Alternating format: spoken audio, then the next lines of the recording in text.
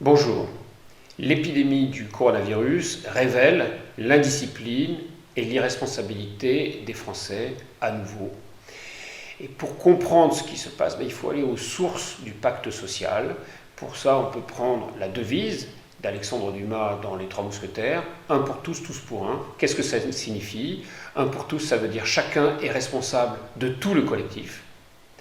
C'est la logique de responsabilité individuelle au bénéfice de tous. Et tous pour un, ça veut dire le collectif est responsable de chacun de ses membres. Ça, c'est la solidarité exercée par l'ensemble au profit de ceux qui ont un problème ponctuel. Et donc, cette devise-là montre que ces deux valeurs vont l'une avec l'autre. C'est parce que je m'engage pour toi que tu t'engages pour moi, que je fais un don au collectif et qu'en échange, je sais que j'aurai des contre-dons le jour venu si besoin est. Donc, il y a une articulation précise entre ces deux valeurs.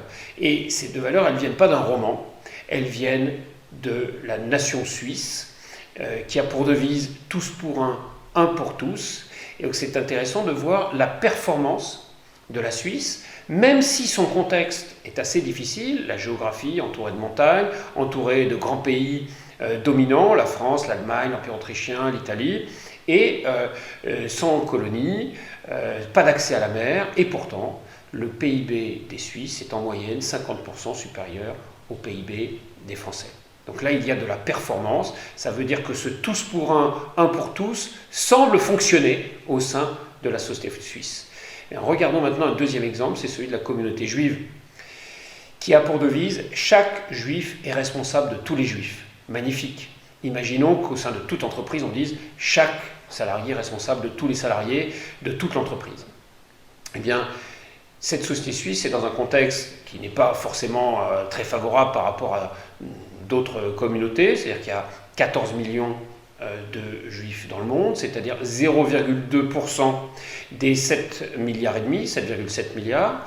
Par contre, on compte parmi les 10 personnes les plus riches au monde, 5 juifs, et parmi les 817 personnes qui ont obtenu un prix Nobel, 181 sont de confession juive.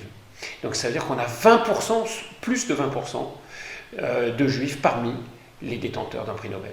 Donc là aussi, une performance économique, une performance scientifique au sein de cette communauté qui tient ses racines dans cette devise « Chaque juif est responsable de tous les juifs ». Quand on regarde ces deux exemples, on voit bien que c'est la devise qui va venir, quel que soit le contexte, produire de la performance. Donc cette devise est particulièrement importante, il faut regarder en toutes circonstances, au sein de toute communauté, de toutes les entreprises, de tous les territoires, comment fonctionne la responsabilité et la solidarité entre Bretons, entre Alsaciens, entre salariés, actionnaires d'une entreprise et entre membres d'une équipe de football ou de rugby. Et donc nous avons mesuré, nous, à l'ODIS, la responsabilité et la solidarité. Nous avons construit un QI social spécifique qui mesure la responsabilité, qui mesure la solidarité.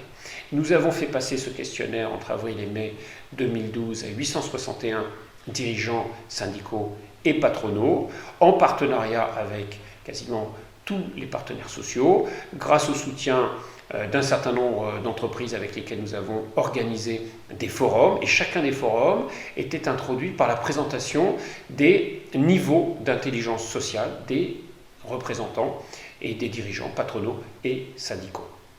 Alors qu'est-ce que ça donne? Quels sont ces niveaux? En termes de solidarité, on voit que les aspirations, c'est-à-dire l'envie de solidarité, est à 78 sur l'échelle de la complexité qui va de 0 à 100. Donc un niveau d'aspiration, de solidarité élevé. Maintenant, en termes de perception, il y a de l'insatisfaction, puisque on n'est pas du tout à 78, on est à 56, c'est-à-dire qu'il y a plus de 20 points d'écart. Et en termes de pratique, eh bien, les pratiques personnelles des répondants sont plutôt calées sur leur perception du contexte, plutôt que sur leur envie, leur aspiration de solidarité. En termes de responsabilité, les aspirations sont à 60, les perceptions sont à 51, petit décalage mais bien moindre, à 9, et par rapport à ce qu'on avait en solidarité, et les pratiques sont relativement calées sur les aspirations, à 64. Un peu supérieur, mais n'entrons pas dans le détail pour l'instant. Et donc si on regarde la différence entre solidarité et responsabilité en termes d'aspiration, là on voit un différentiel de presque 30 points, 28 points.